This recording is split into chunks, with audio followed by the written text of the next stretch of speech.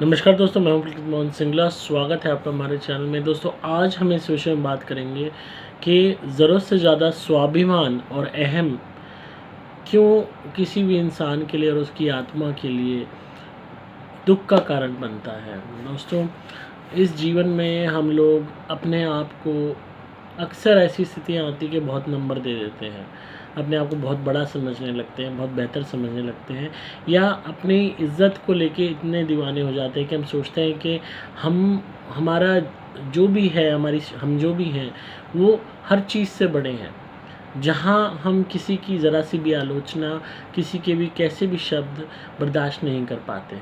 हमारा स्वाभिमान, जिसे हम अपनी इज़्ज़त कहते हैं, सेल्फ़ रिस्पेक्ट कहते हैं, कहीं न कहीं कब वो अहम की सीढ़ी पार कर जाता है हमें पता नहीं चलता।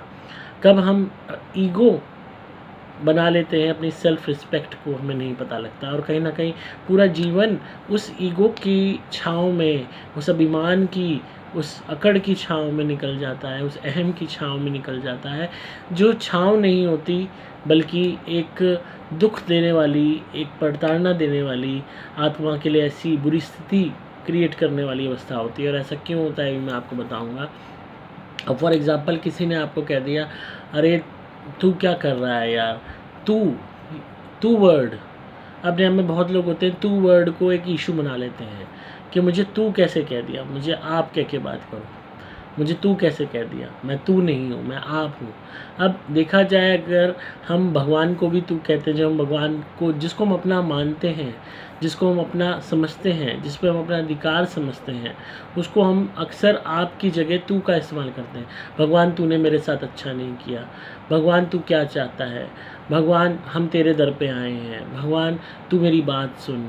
तो यहाँ पे हम हक से कह रहे हैं, हमारा रिश्ता हम समझ रहे हैं उनसे है, तो इस वजह से सारे बंधन जो है, कोई भी अगर दूरी होती है वो टूट जाती है। तू शब्द का जब इस्तेमाल करते हैं, हम अपने घर में भी होते हैं तू का इस्तेमाल करते हैं, क्योंकि हम उन्हें अपना मानते हैं। अब यारी दोस्ती में बाहर लोगों से, किसी से भी आप मिलते हो, कोई आपको बोल दे तू, और आप पकड़ में आ जाओ, अरे मुझे तू कैसे कहती है, मुझे आप क्यों नहीं कहा, तो वो अपने आप में ये स्वाभिमान नहीं है, ये अहम है, ये ईगो है, ये आपकी गलत भावना है खुद के प्रति कि मैं पता नहीं कितना बड़ा हूँ या कितनी बड़ी हूँ कि मैं तू नहीं बर्दाश्त कर सकता या कर सकती। तो ये गलत ट्रैक है। आप इस ट्रैक पे अगर चलते रहोगे तो आपकी आत्मा जीते जी भी किसी के साथ मिक्सअप नहीं हो पाएगी और मरणोपरांत भी नहीं हो पाएगी। अब हम किसी को आप कहते हैं तो हम आप उसको कहते हैं, या तो कोई जो कोई हमसे बहुत ही बड़ा है उम्र में, या हम उससे एक अलग ही दूरी समझते हैं, एक कहते हैं ना एक्वेंटेंस के रूप में, कि भाई हमारे ज़्यादा क्लोज़ जो इंसान नहीं है या हम उसे क्लोज़ नहीं मानते, तो हम उसको आप कहते हैं कि आप क्या कर रहे हो, आप कहाँ से हो, आप कहाँ से आए। तो क्योंकि हम नहीं जानते उनके बारे में ज़्यादा हम उनसे कनेक्टेड फ़ील नहीं होते, या इमोशनली कनेक्टेड नहीं फ़ील होते, या उन्हें अपना नहीं मानते, इसलिए हम आपका इस्तेमाल करते हैं। बहुत लोग आप सुन के बड़े खुश होते हैं, अरे मुझे आप कहा, मुझे जी कहा, मेरे नाम के आगे श्री लगाया, मुझे ये कहा वो कहा। तो आप अगर इज़्ज़त के भूखे रहोगे, शब्दों के इस जाल में फंस जाओगे जो माया क्रिएट करती है कि भाई मेरी इज़्ज़त होती रहे, कोई मेरा अपमान ना करे, और आप इस छोटी चीज़ों को अपमान की श्रेणी में ले जाओगे कि तू मतलब अपमान, जी मतलब आप मतलब इज़्ज़त, तो कहीं न कहीं आपकी आत्मा उसी भौतिक चक्र में फंसी रहेगी। आपको मान और अपमान से ऊपर उठना पड़ेगा। आपको जहाँ आपने जो रेखा खींची हुई है कि भई ये शब्द अपमान वाले हैं, ये शब्द इज़्ज़त वाले हैं, उन दोनों रेखाओं से आपको आगे बढ़ना पड़ेगा। तभी आपकी आत्मा मुक्त हो पाएगी भौतिक सुख साधनों से, भौतिक चीज़ों से, भौतिक ज़िम्मेदारियों से, भौतिक ऑब्लिगेशन से, और इस माया के चक्र से। क्योंकि भौतिक चीज़ें खाली बंधन नहीं क्रिएट करती, जो शब्द होते हैं इनका भी एक भौतिक स्वरूप हम क्रिएट कर लेते हैं, जो कहीं न कहीं हमारी आत्मा को आगे नहीं जाने देती। अब अगर हम प्रेत योनि की ही बात करें तो जिस तरीके से, जिस अवस्था में इंसान की मृत्यु होती है, प्रेत योनि में वो वैसा ही नज़र आता है। अब कोई भी एक्सीडेंट में मरा है, खून से लथपथ है और उसकी डेथ हो गई, तो प्रेत योनि में वो वैसा ही नज़र आएगा। कोई बहुत ही ज़्यादा मोटा इंसान मरा है, कोई बहुत ज़्यादा मोटी लेडी मरी है, मोटापे से मरी है, तो प्रेत योनि में वैसी ही नज़र आएगी। कोई जो है शादी के वक्त जोड़े में मरी है, तो शादी के जोड़े में ही नज़र आएगी। तो जिस अवस्था में आपकी मृत्यु हो रही है वैसे ही आप नज़र आओगे। अब यहाँ तक कि प्रेत योनि में भी इस तरीके के खिलवाड़ होते हैं।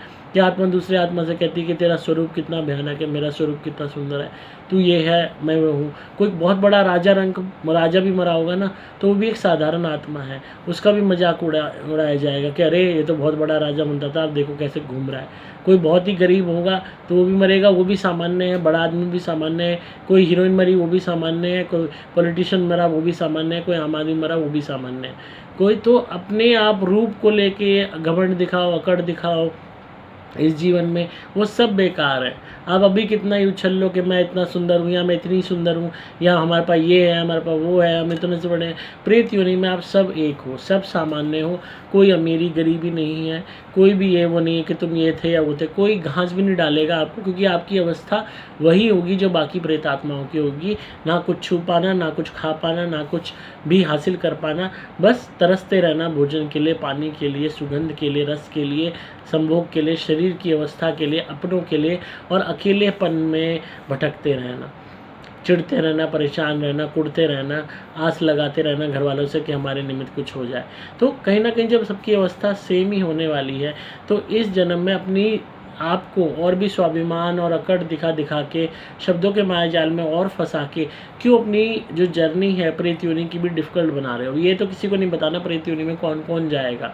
मैक्सिमम लोग अब इस उसमें रहते हैं घमंड में, हमने तो इतनी पूजा की है, हमें तो मुक्ति मिलेगी, हमने तो इतना वो किया, हमें तो मोक्ष मिलेगा ही। और सबसे ज़्यादा वो लोग प्रेत योनि में भटक रहे होते हैं, क्योंकि उनकी हर चीज़ पर्पसफुली होती है, प्लान्ड होती है, कुछ भी मन से नहीं होता।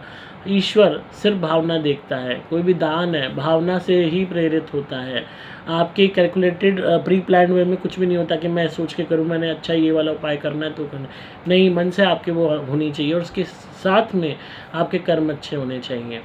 तो अगर आप भौतिक स्वरूप में भी फंस जाओगे, भौतिक शब्दों के मायाजाल में ही फंस जाओगे, मुझे ऐसे करके बुलाओ, मुझे वैसे करके बुलाओ, मैं इससे बात नहीं करता, इसने मुझे ऐसे बोला वैसे बोला, तो प्रेत योनि में भी आत्मा एक दूसरे को छेड़ती हैं, मजाक उड़ाती हैं, परेशान करती हैं। तो वहाँ तो आपका जीना दूभर हो जाएगा। यहाँ पे तो आप बातचीत करना बंद कर दोगे, आपके अपने घर वाले हैं, कल्चर है, सब कुछ है, सोशल गैदरिंग है। वहाँ यहाँ पे तो आप खा पी के अपना गुस्सा निकाल लेते हो, सो लेते हो, उठ लेते हो, बैठ लेते हो। वहाँ तो ये सब चीज़ें हैं ही नहीं। वहाँ पे तो शुरुआत से ही एक ऐसी बैटल है जो वो वक्त काटना ही असंभव हो जाता है आत्माओं के लिए। कभी कभी आत्माएं पागल तक हो जाती हैं भूख और प्यास में। तो इस बात को समझिए, शरीर ना होते हुए ऐसी अवस्थाएं उत्पन्न हो जाती हैं।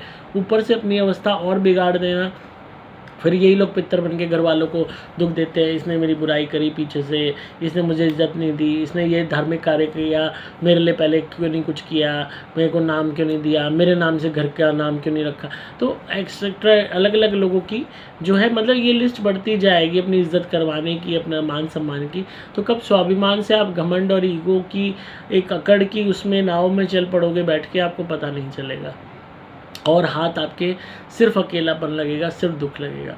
तो अपने आप को मान और अपमान से ऊपर उठाने का प्रयास कीजिए। अब कोई भी मुझे तू भी बोलता है तो भी मेरे को कोई जो बुरा नहीं लगता, कोई आप बोलता है तो भी मुझे कोई बहुत खुशी नहीं होती, कोई अपना मान के प्यार से नाम बोलता है तो भी अच्छा लगता है, कोई सर बोलता है तो भी नॉर्मल लगता है, कोई कैसा ही बोले वो उसकी अपने मन की भावना है। आप उसको किस तरह लेके बुरा मानते हो अच्छा मानते हो, ये आपके ऊपर है। अगर आप हर चीज़ को बुरा मानने लगोगे तो दुनिया में पहले ही बहुत बुराई है। इसलिए मान अपमान से ऊपर उठो, शब्दों के मायाजाल से बाहर निकलो, ताकि धीरे धीरे हम इस भौतिक चक्र से भी अपने आप को आज़ाद कर सकें। और अगर हमारा प्रेत योनि में जाना बनता है तो उस योनि में भी हम इन भौतिक चीज़ों से परे हट के जी सकें, अपनी उस योनि को ठीक से काट सकें। तो आई होप आपको आज की वीडियो पसंद आई होगी। तो इसी तरह सुनते रहिए, प्यार देते रहिए, सब्सक्राइब कीजिए चैनल को, ताकि आपको पारलौकिक और आध्यात्मिक दुनिया का ज्ञान मिलता रहे। अगर आप किसी भी नेगेटिविटी से परेशान हैं, कोई भी भूत प्रेत ब्यादा घर में है, काम नहीं बनते हैं, कलेश होता है, आप हमारी धुनी मंगाइए, सुपर प्लैटिनम या सुपर गोल्ड, घर में जलाइए, हर काम बनेंगे, नेगेटिविटी दूर होगी। आप मेरे द्वारा भी मंत्रित काढ़ा पहन सकते हैं। अगर बहुत ज़्यादा गुस्सा आता है, तो कलेश होता है, तो घर में कोई भी मेंबर है वो नहीं सुनता बात, तो उसको हमारा काढ़ा पहनाइए। उसके अलावा नेगेटिविटी की शिकायत है तो मेरा कवच पहनिए, उससे हमेशा रक्षा होगी। अगेन जो भी हम चीज़ें देते हैं कभी ख़राब नहीं होती हैं। आपको सिंपली मोबाइल नंबर 8130331007 पे संपर्क करना होगा। डिस्क्रिप्शन में आपको सभी डिटेल्स मिल जाएंगी। मैं हूं आपका दोस्त पुलकित मोहन सिंगला।